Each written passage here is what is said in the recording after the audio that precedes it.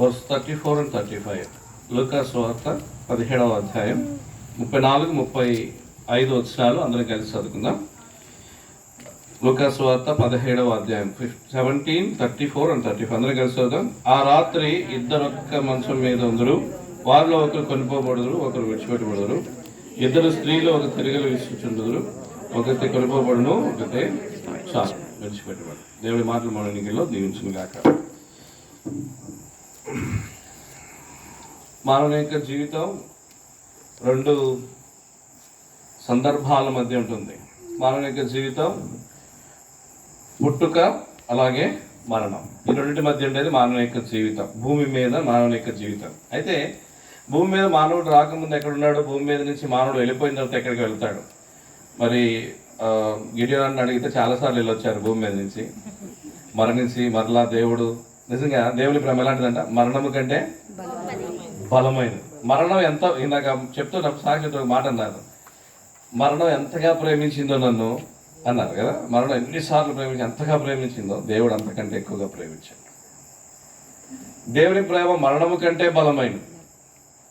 మరణం ఎన్నిసార్లు మన దగ్గరికి వస్తుందో దేవుని ప్రేమ అన్నిసార్లు మనకు కప్పుతుంది. కాబట్టి ఈ జీవన మరణాల మధ్యలో దేవుణ్ణి ఎరిగేటువంటి వ్యక్తిగా మనం ఉండాలనేది చాలా ప్రాముఖ్యమైన విషయం. ఏం ఎరిగే వాళ్ళు ఉండాలా?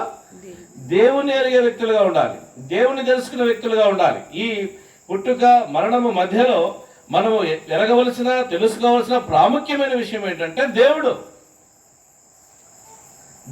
తెలుసుకోకుండా నువ్వు ఈ లోకంలో ఎన్ని తెలుసుకున్నా, ఎంత తెలుసుకున్నా అదంతా వ్యర్థమే, అదంతా కూడా లయమైపోతుంది అని బైబిల్ గ్రంథం స్పష్టంగా మనకు తెలియజేస్తుంది. ఇప్పుడు సోదరి సోదరుడా ఆలోచన చేయి. ఇప్పుడు ఇంట్లో మనం కూడుకున్నాం, ఈ ఇంట్లో మనం వచ్చాం. ఇల్లు ఎవరిది? గిడ్డిన నాన్నగారు వాళ్ళు ఇల్లు ఎక్కడ? గిడ్డిన వాళ్ళ అబ్బాయి ఇల్లు ఎక్కడ? అంటే మన తాత ఏమనుకున్నారు? మన ఇల్లుని నాది అనుకున్నాడు.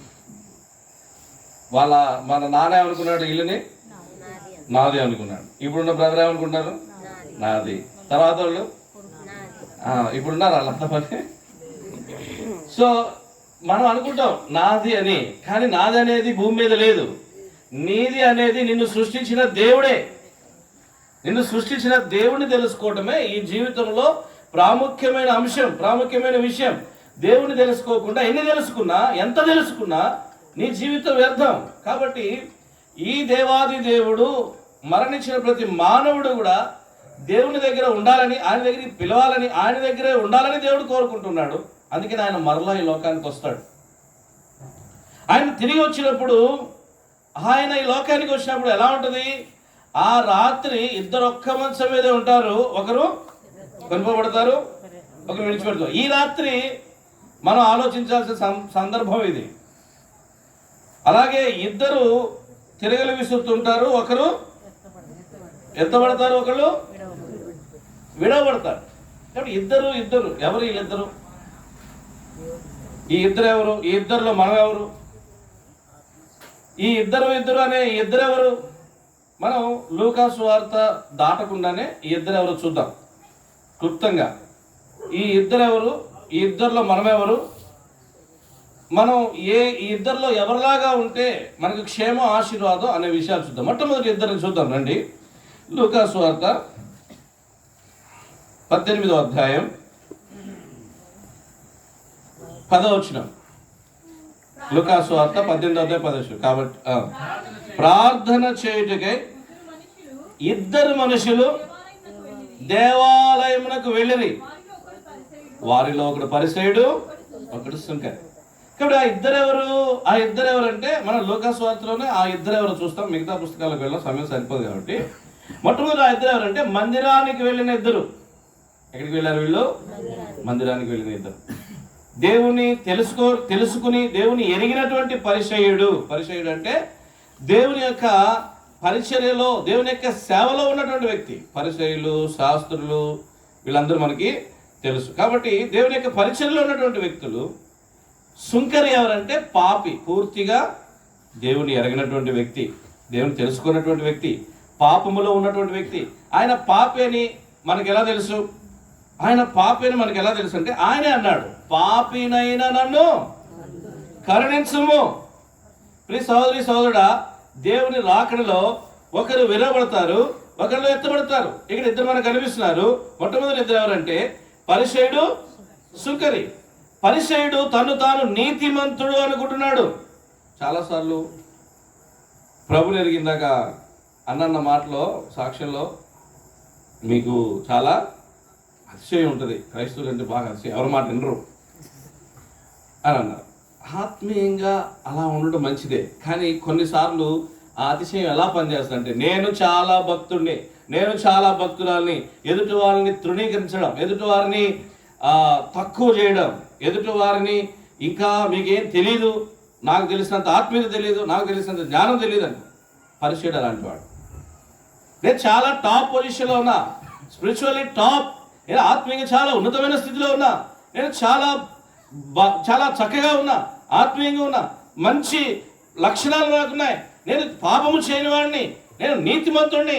ఎందుకంటే ఆ భాగంలో మొట్టమొదట ప్రభువే చెప్పాడు 9వ వచనంలో, తామే నీతిమంతులం అనుకుని తమను నమ్ముకుని ఇతరులు తృణీకరించు కొందరితో ఆయన ఈ ఉపమానం చెప్పాను. ప్లీజ్ సహోదరి సహోదరుడా, అక్కడికి అదే దేవుని దగ్గరికి ఇంత జ్ఞానం కలిగి, ఇంత నీతి కలిగి, ఇంత ఉపవాసము, దేవునికి అనేక రకాలుగా దేవుని పరిచయంలో వాడబడుతున్నటువంటి వ్యక్తి వచ్చాడు.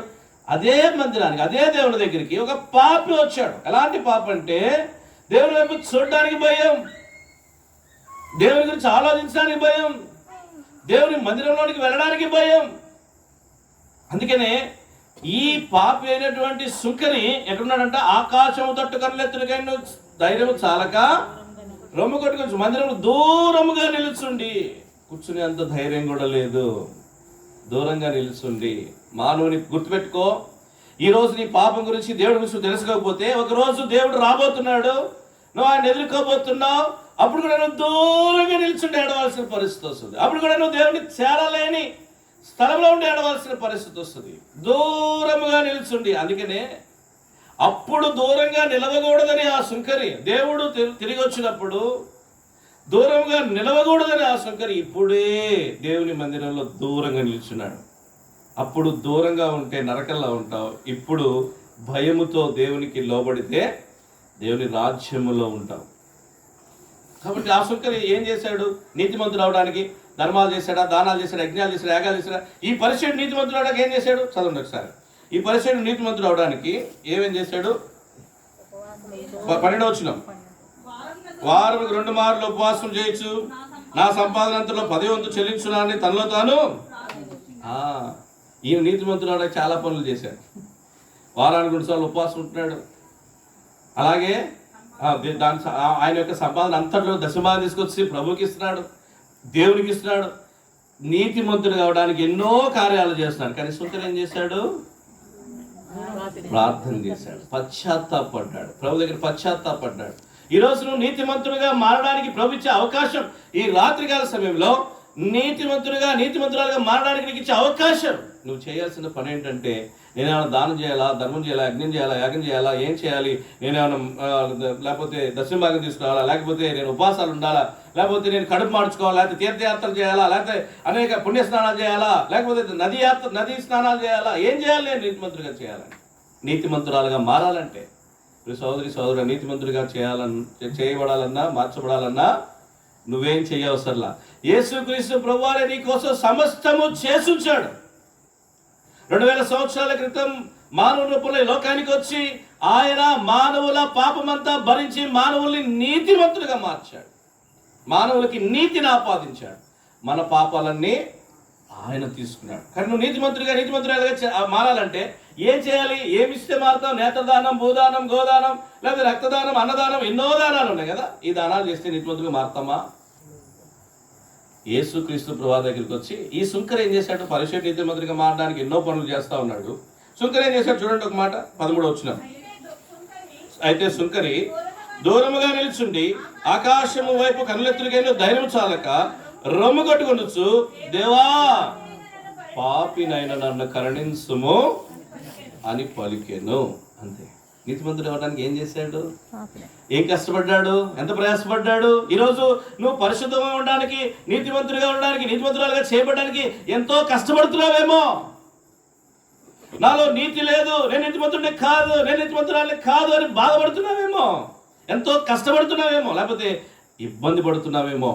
నేను నీతిమంతుడిగా నీతిమంతురాలుగా లేను, నేను ఎలా మారాలి, ఎలా నీతిమంతుడిగా నీతిమంతురాలుగా చేయబడతానని ఆలోచన చేస్తున్నావేమో. నువ్వు చేయవలసింది ఏంటో తెలుసా? నేను పాపిని, నా పాపము కడుగు అని ప్రభుని అడుగు. ఆయన ఒకే ప్రార్థన చేశాడు, పాపిని అయిన నన్ను కరుణించు. ఆయన కరుణించు అన్న తర్వాత ముందుకు సాగి వెళ్ళలేడు. నువ్వు కరుణించు అని పిలిస్తే ఆయన నిలిచి నీకు సమాధానం చెప్పి నీ నీతిమంతుడిగా మార్చేస్తాడు. ఇంకొక ఆయన అడిగాడు బైబిల్లో, మార్క్స్ వార్త 11వ అధ్యాయంలో, తిమయి కుమారుడైన బర్తమయి గుడ్డి భిక్షకుడు కదా, దారి పక్కన కూర్చుని భిక్షకుడు ఒక మాట అడిగాడు. ఏమడిగాడు? దావీదు కుమారుడా, నాకు డౌట్ వచ్చింది, మందిరానికి వచ్చి వాక్యం విని సంవత్సరాల అనుభవం ఉన్న మనకే వాక్యం సరిగ్గా తెలీదు, కొత్త నిబంధన లేకపోతే దావీదు కుమారుడు యేసుప్రభు అని మనకు తెలీదు, కొత్త నిబంధన రాయబడక మునిపే, కొత్త నిబంధన లేనప్పుడే, మత్తయి స్వార్త, మార్క్స్ స్వార్త, లూకా స్వార్త, యోహాను స్వార్త లేనప్పుడే ఆ గుడ్డి భిక్షకుడు యేసుక్రీస్తుని ఏమని పిలిచాడు? ఎలా తెలుసు? ఎంత వాక్య జ్ఞానం ఉందో చూసారా? ఎంత వాక్య జ్ఞానం ఉంది. ఒక గుడ్డివాడేంటి కూడా, దావీదు కుమారుడా నజరేయుడైన, ఇప్పుడు నజరేయుడైన యేసు అని ఎలా తెలుసు ఆయనకి? అంటే ఆయనకు దేవుని గురించిన జ్ఞానం ఉంది, దేవుని గురించి తెలుసుకుంటూ ఉన్నాడు. గుడ్డివాడైనప్పటికి కూడా, ఎవరండి పుట్టింది ఆ ఊరిలో, బెత్లెహేంలో? ఆయన పేరు యేసు అంటయ్యా. ఎక్కడ పెరుగుతున్నాడండి? నజరేతులో పెరుగుతున్నాడంటయ్యా. అందుకే ఆయన నజరేతు వాడని పిలువబడ్డాడు. అందుకనే నజరేయుడైన యేసు. ఆయన దావీదు మొదలుండి చిగురు, ఆయన దావీదు కుమారుడు. మత్తయి సువార్త 1వ అధ్యాయం 1వ వచనం రాయబడక మునుపే గుడ్డివాడ యేసుక్రీస్తు ప్రభువు అని పిలిచిన పిలుపు దావీదు కుమారుడా. మన వాక్య జ్ఞానం చెప్పండి. వాక్యం ఉంటుంది, బైబిల్ ఉంటుంది, పుస్తకాలు ఉంటాయి, చాలా రకాల కాంకర్డెన్స్లు, నిఘంటువులు ఉంటాయి. ఇంకా మనకి ఎంత ఇష్టం అంటే వాక్యం తెలుసుకోవడానికి బోల్డ్ రకాల పుస్తకాలు కొనుక్కుంటాం, భక్సింగ్ గారి పుస్తకాలు సెట్ కొనుక్కుంటాం. కానీ మనకి అన్నీ ఉంటాయి, కానీ అంత జ్ఞానం మనం సంపాదించుకోవడానికి ఎలా రాశారండి కొత్త నిబంధన? పౌలు పత్రికలు ఎలా రాశాడండి? ఆ పత్రికలు అలా రాయాలని ఎవరు చెప్పారు? అవి ఆత్మీయమైనవి, అది ఆత్మీయ మార్గం అని పౌలుకి ఎవరు చెప్పారు? మనం ఈరోజు పత్రికలు చదివి ఇది ఆత్మీయ మార్గం, ఇది నీతి మార్గం, ఇది నీతి మార్గం కాదు, ఇది పాప మార్గం, ఇది పరిశుద్ధమైన మార్గం చెప్తున్నాం. ఏం చూసి చెప్తున్నాము? ఆ పత్రికలు కొత్త నిబంధనలు చూసి చెప్తున్నాం. వాళ్ళు ఏం చూసి రాశారు ఇవన్నీ? ప్రభువుని ఎరిగి, ప్రభువుని తెలుసుకుని, ఆ ధర్మాన్ని, అధర్మాన్ని, అలాగే సత్యాన్ని, నీతిని తెలుసుకున్నారు. అవినీతిని, నీతికి ఉన్న భేదాలు తెలుసు, ఆత్మీయతకు, నటనకు ఉన్న భేదాలు తెలుసుకుంటూ వచ్చారు. కాబట్టి ప్రభువుని ఎరిగారు. కాబట్టి మన జీవితంలో, ఈ జీవితంలో మనం మరణించే లోపు మనం తెలుసుకోవాల్సింది మన దేవుని గురించి, నిన్ను సృష్టించిన దేవుడి గురించి.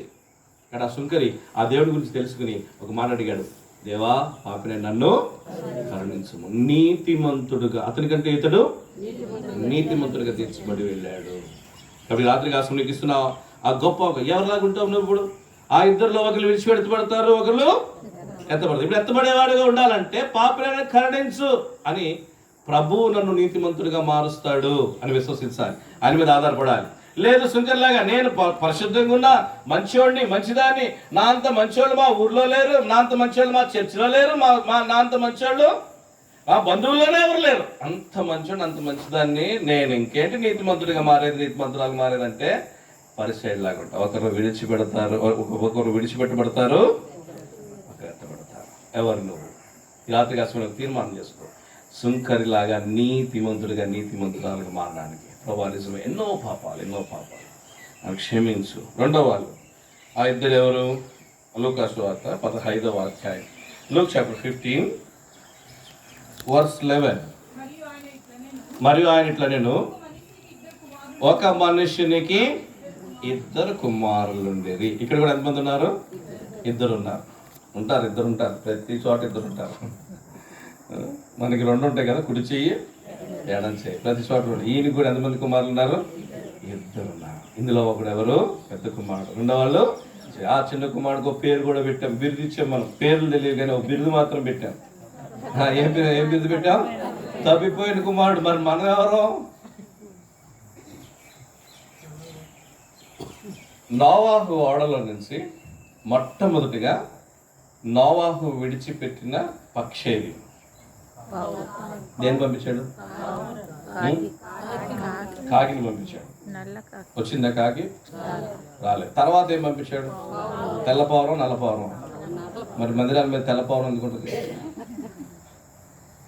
మరి ఇప్పుడు నోవాహు ఓడలోంచి వదిలింది నల్లపావురం. సరే, తెల్లపావురం అంటే దేనికి గుర్తు?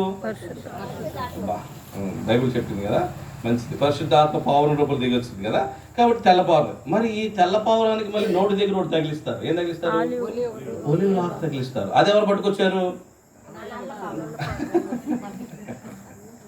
మన జ్ఞానం ఎంత ఉందో చూసారా? మన జ్ఞానం ఎంత ఉంటుందంటే నల్లపావురానికి ఒలివ కొమ్మ ఉండాల, కానీ దేనికి ఉంటుంది ఒలివ కొమ్మ? తెల్లపావురం. తెల్లపావురానికి ఏ కొమ్మలు లేవు. పరిశుద్ధాత్మ దేవుడు, పరిశుద్ధాత్మ దేవుడు సాదృశ్యంగా నువ్వు వేసుకునే బొమ్మలోనే నీ జ్ఞానం అర్థమైపోతుంది. తెల్లపావురం వేస్తారు, పరిశుద్ధాత్మ దేవుడు అని అంటారు. దాన్ని నోటిని ఏం పెడతారు?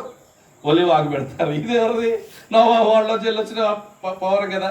కానీ ఇక్కడ కాకి వెళ్ళింది. సరే, ఇంత జ్ఞానంతో మనం పరిచయం చేస్తే ఎంత పరిచయం చేస్తాం అర్థమవుతుంది కదా. మనకి వాక్య జ్ఞానం ఎంత ఉందో అర్థమవుతుంది కదా. కాబట్టి ఇక్కడ మనం జ్ఞాపకం చేసుకుంటే ఈ ఓడలో నుంచి కాకి వెళ్ళింది, కాకి మళ్ళీ తిరిగి రాలేదు. పావురం వెళ్ళింది, తిరిగి వచ్చింది. ఇక్కడ రెండు ఉన్నాయి, కాకి ఉంది. నువ్వు కాకే పావురమా? కాకి అయితే వెళ్తుంది, మళ్ళీ రాదు. పావురం అయితే తిరిగి తిరిగి ప్రభు దగ్గరికి వస్తుంది. పడిపోయాను, నాకు లోకాశలు నన్ను ఆకర్షించినాయి, నేను లోకం వైపు పరుగులు తీశాను, వెళ్ళిపోయాను. నా ఆస్తి నాకు ఇవ్వు, నా భాగం నాకు ఇవ్వు, నా ఇష్టానుసారంగా నేను బ్రతుకుతాను. క్రైస్తవుడు తన ఇష్టానుసారంగా బ్రతకడానికి లేదు. మన విలువ పెట్టి కొనబడిన వారు అంటే మన ప్రభువారంగా ప్రభు మనల్ని కొనుక్కున్నాడు. కాబట్టి మన జీవితంలో ఏముండకూడదు? మన ఇష్టం ఉండకూడదు. ఎవరి ఇష్టం ఉండాలా? మనల్ని కొనుక్కున్న వాని ఇష్టం ఉండాలి. కానీ మన జీవితంలో ఏ ఇష్టం పనిచేస్తుంది? అబ్బా మీరు మంచివాళ్ళు, నా జీవితంలో ఇది రెండు పనిచేయట్లేదు, ఇంకోటి పనిచేస్తుంది. నాలాంటి దౌర్భాగ్యుల జీవితంలో ఏ పనిచేస్తుంది తెలుసా? సాతాను ఇష్టం పనిచేస్తుంటుంది. నా ఇష్టం కాదు, దేవుడి ఇష్టం కాదు. ఎక్కువ ఏం పనిచేస్తుంది? సాతాను ఇష్టం. నీ ఇష్టం కూడా కాదు, దేవుడి ఇష్టం కూడా కాదు.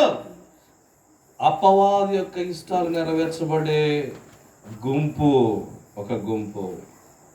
కాబట్టి తన ఇష్టం నెరవేర్చుకుంటే చిన్న కుమారుడు మనకంటే చాలా బెటర్. ఆయన ఇష్టం నెరవేర్చుకుంటున్నాడు చిన్న కుమారుడు. మనం ఎవరి ఇష్టం నెరవేరుస్తున్నాం? ఎక్కువ సందర్భాల్లో సాతాను ఇష్టాలు నెరవేరుస్తున్నాం. మనం బెటరా, చిన్న కుమారుడు బెటరా? చిన్న కుమారుడు చాలా బెటర్. ఆయన ఇష్ట ప్రకారం వెళ్తున్నాడు, సాతాను ఇష్ట ప్రకారం కాదు, దేవుని ఇష్ట ప్రకారం కాదు. కానీ మనం దేవుని ఇష్ట ప్రకారం వెళ్ళట్లా, మన ఇష్ట ప్రకారం వెళ్ళట్లా. సాతాను ఏది చేయకూడదు అది చేయడం, ఏది మాట్లాడకూడదు అది మాట్లాడడం, ఏది చూడకూడదు అది చూడడం, ఎక్కడికి వెళ్ళకూడదు అక్కడికి వెళ్ళడం. మనం కూర్చోవాల్సింది, నిల్చోవాల్సింది, నడవాల్సింది ఎక్కడో బైబిల్లో స్పష్టంగా రాయబడింది. మనం జీవితం అంతట్లో పాపం చేయకుండా పరిశుద్ధంగా అంటే ఒక్క వాక్యం పాటిస్తే చాలు. ఒక్క వాక్యం పాటిస్తే చాలు. జీవితం అంతట్లో 99% పాపం చేయం. ఆ వాక్యం ఏంటో తెలుసా? కీర్తన 1:1. మా వాళ్ళకి తెలిసిన్నారు చాలాసార్లు. కీర్తన 1:1 ఏం రాసింది? దుష్టుల ఆలోచన చొప్పున ఒక పాపల మార్గం నిలవక అపహాసం కూర్చుంటాడు, కూర్చుని ఈ 3 చేస్తాడు చాలు, పాపం చేయకుండా ఉంటాం. మన కోరుకునేది ఈ 3 కదా. నడవాల్సింది ఎక్కడో, నిలవాల్సింది ఎక్కడో, కూర్చోవలసింది ఎక్కడో బైబిల్లో రాసింది. ఎక్కడ నడవకూడదో, ఎక్కడ నిలవకూడదో, ఎక్కడ కూర్చోకూడదు కూడా రాసింది. కాబట్టి చిన్న కుమారుడు అనుకున్నాడు, నేను వెళతా, ఇష్టానుసారంగా జీవిస్తా, ఈ లోకంలో బతుకుతా, డబ్బు ఉంది కదా అనుకున్నాడు. పడిపోయాడు.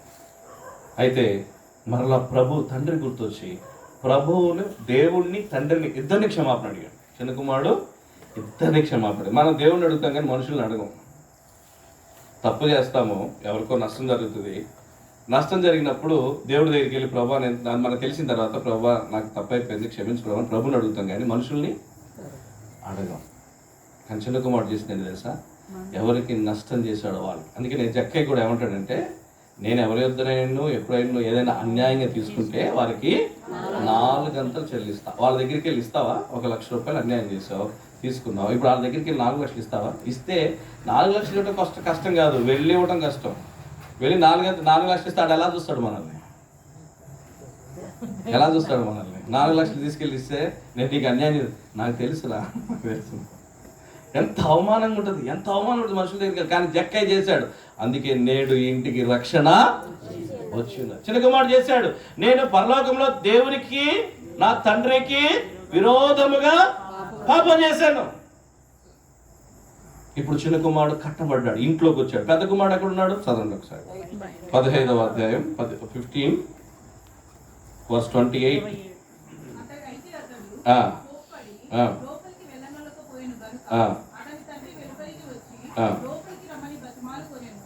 చాలు. ఇక్కడ లోపలికి రమ్మని బ్రతిమాలకు అని ఉంటుంది, కానీ లోపలికి వచ్చాడుగా మాత్రం రాయబడ్డా. పెద్ద కుమారుడు చిన్న కుమారుడు తిరిగి వచ్చాడని తెలిసి, తండ్రి ప్రేమించాడని తెలిసి పెద్ద కుమారుడు అక్కడ నిలిచిపోయాడు. రక్షణ పొందిన తర్వాత ప్రాబ్లం మనకి, రక్షణ పొందక ముందు వేరే ప్రాబ్లమ్స్ అయితే, రక్షణ పొందిన తర్వాత ఎవరిని యాక్సెప్ట్ చేయం. పడిపోయాడంటే పాడైపోయాడు. నేను సేవ చేస్తున్నాడు, నాకేం బాగా అర్థమైందంటే, యవనస్తులు కొన్నిసార్లు తప్పు చేసినప్పుడు, పొరపాటు చేసినప్పుడు వాళ్ళని గద్దించాలి, చాలా హెచ్చరించాలి, అవసరమైతే శిక్షించాలి కూడా, కానీ ప్రేమించాలి తర్వాత. కానీ ఏం చేస్తాను తెలుసా, వాళ్ళు తప్పు చేసినప్పుడు వాళ్ళని పనికిరానులాగా, పురుగులాగా పక్కన పెట్టి, మాట్లాడకు నువ్వు అసలు, ప్రయోజనం చెప్పకు నువ్వు అసలు అని దూరం పెడతారు చూసారా, వాడు ఇంకెప్పుడు కట్టబడలేడు. పెద్ద కుమారుడు మరలా తిరిగి వచ్చిన చిన్న కుమారుడిని కట్టడానికి ఇష్టపడలేదు. ఇక్కడ ఇద్దరు ఉన్నారు, తిరిగి వచ్చేవాడు ఉంటావా, బయట ఉండిపోయేవాడు ఉంటావా? మూడోది లోకస్వార్త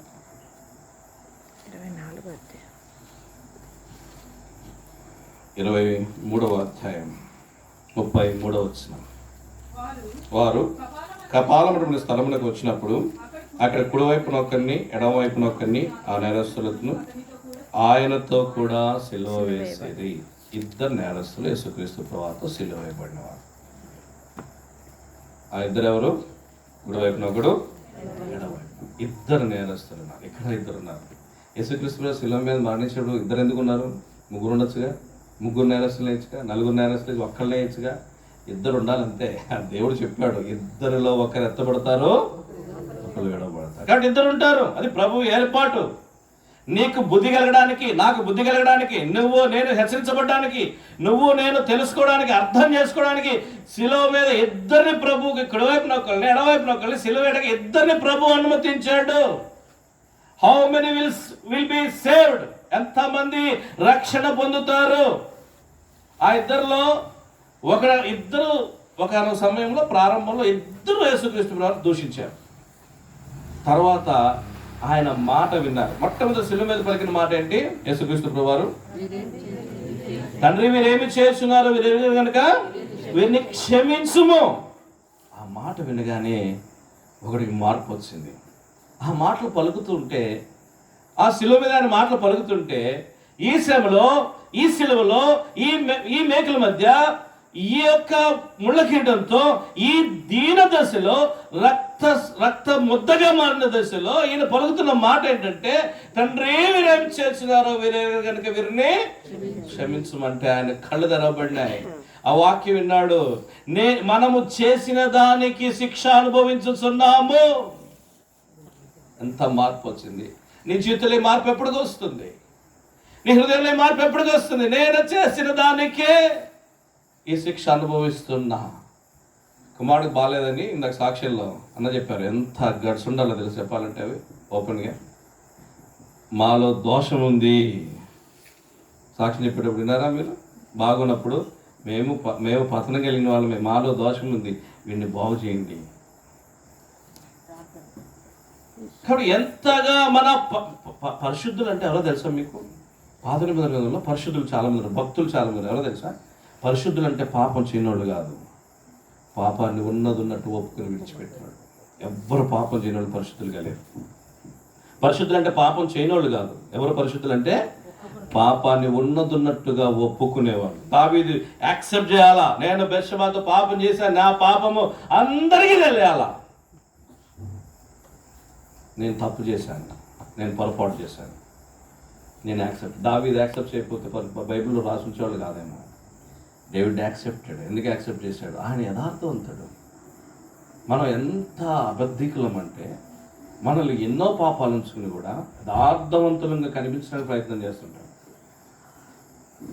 ఒక సేవకుని కలిసినప్పుడు ఆయన అంటున్నాడు, అంతా మాట్లాడి, అన్న మీరు మంచి పరిచయం చేస్తున్నారు, నేను ప్రారంభ దశలో ఉన్న సేవలో స్టార్టింగ్లో అంటే ఒక 15 years బ్యాక్ మాట్లాడుతూ ఉంటే ఆయన అన్నాడు, అన్న నేను అన్నాను ఆయనతో, అన్న మీరు ఎంత బాగా పరిచయం చేస్తారు, ఎంత మంది సేవకులు అన్నా అంటే, ఏం సంతోషం అలా మాట్లాడుతున్నావు అన్నాడు. అన్నా మీరు చూస్తే మాకు అర్థం ఎంత ఆత్మీయులో, ఎంత పరిచయం, ఎంత బాగా చేస్తున్నారు, మేము ఈ సేవ చూసి మాకు అర్థం అవుతుందంటే ఎందుకు సంతోషాలు అంటున్నా, అలా ఏ ఉండదు. మొట్టమొదటిసారి కనిపించినప్పుడు అందరూ వాళ్ళు ఉన్న మంచి చూపిస్తారు, చెడు అస్సలు చూపించారు. ఏం కనబరుచుకుంటారు? మంచి కనబరుచుకుంటారు. మొట్టమొదటి కలిసినప్పుడు ఎవరన్నా నేను పలానా పాపం చేసా చెప్తామా? ఏం చెప్తాం? నేను ఎంత మంచిగా ఉంటాను, నేను ఎంత మంచిదాన్నో, నేను ఎంత గొప్పదాన్నో, ఎంత గొప్ప అని చెప్పుకుంటాం. కానీ తప్పలు చెప్తామా? ఒక సంవత్సరం అయిందా ఎవరన్నా సేవకు వచ్చినప్పుడు, సంఘానికి వచ్చినప్పుడు కూడా నేను ఒకటే చెప్తాను, ఎవరన్నా అన్న మీ పరిచయం బాగుందన్న అంటే సంవత్సరం తర్వాత చెప్పు, సంవత్సరం తర్వాత చెప్పు. మీ యొక్క ఆత్మీయ స్థితి బాగున్నట్టు కనిపిస్తున్నారు, అది కూడా సంవత్సరం తర్వాత చెప్పు. ఎవరన్నా మా సంఘానికి సేవకులు మంచి వాళ్ళు వచ్చారు, చాలా బాగుంది వాక్యం, అబ్బా ఎంత బాగుందో అని చెప్పంటే నేను అన్నాను, ఈ విషయం నాకు మళ్ళీ సంవత్సరం తర్వాత ఫోన్ చేసి చెప్పు. అప్పుడు ఫోన్ చేసి వేరే వస్తుంటాయి, సంవత్సరం తర్వాత మొట్టమొదటి ఎవరైనా ఏం కనబరుచుకుంటారో? మంచి కనబరుచుకుంటారు. యథార్థత కాదు అది, మనలో ఉన్న చెడుని కప్పిపుచ్చుకునే మంచి. కాబట్టి ఇక్కడ ఈ సిలువ మీద దొంగ చివరి దశలో యథార్థంగా మారుతున్నాడు. మనము చేసిన దానికి శిక్ష అనుభవిస్తున్నాం, ఇది మనకు సరైందే, ఇది మనకు తగిందే. సోదరి రాత్రికి ఆ సమయంలో ఆయన మాటలు వింటున్న నీవు నీ పాపాలు విడిచి మారడానికి ఇస్తున్న ఆఖరి అవకాశమేమో. అక్కడున్న శిలువ మీద దొంగకి అది ఆఖరి అవకాశం. ఇద్దరికి ఇచ్చాడా, ఒకరికి ఇచ్చాడా? ఈ అవకాశం ఇద్దరికి, ఒక్కరికి వినిపించిందా? తండ్రి వీరేం చేస్తున్నారో వీరెవరు కనుక వీరిని క్షమించడం అన్న మాట ఇద్దరికి వినిపించిందా, ఒక్కరికి వినిపించిందా?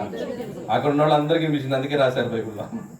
ఎనిమిది రాసేవాళ్ళు కాదుగా, ఆ దొంగ దిగి రాయలేడుగా, శిలువ మీద ఉన్నాడు కదా, దిగి మళ్ళీ రాస్తాడా? నాకు వినిపించింది మీకు వినిపించలేదని రాస్తాడు, కుదిరిద్దా?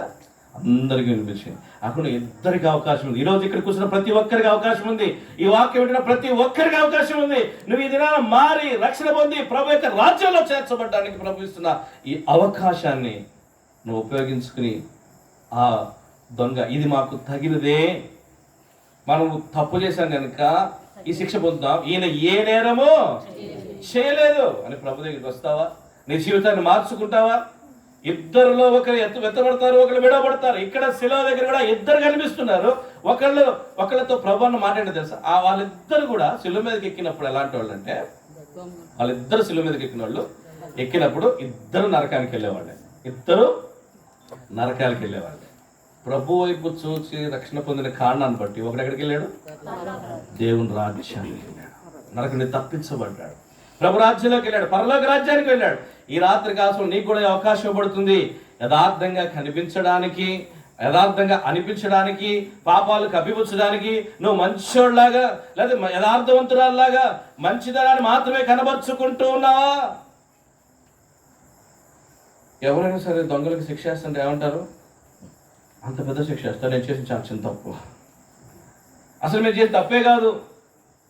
చాలా మంది దొంగలు వాళ్ళు ఇచ్చుకునేటువంటి, లేకపోతే తప్పులు చేసిన నేరస్తులు, ఇంకా చెప్పండి నేరస్తులు వాళ్ళకి ఇచ్చిన సంజాయిషి ఏంటో తెలుసా? ఈ సమాజంలో మేము చేసిన తప్పే శిలువ మీద చివరి దశలో మారి ఈ రాత్రి కాసంలో నువ్వు కూడా మారి రక్షణ పొంది, ప్రభువా నీ రాజ్యంతో వచ్చిన నన్ను కూడా జ్ఞాపకం చేసుకో అని అనేవాడికి ఉంటావా? లేకపోతే పర్లేదు ఇట్లే ఉంటా, ఇట్లే బతుకుతా, ప్రభు ఉన్నా లేకపోయినా పర్వాలా, నేను శిలువ మీద చచ్చిపోతాను, రేపొద్దున నరకానికి పోతాను, రేపొద్దున సంగతి రేపు చూసుకుందాం, ఇప్పుడు మాత్రం మారను.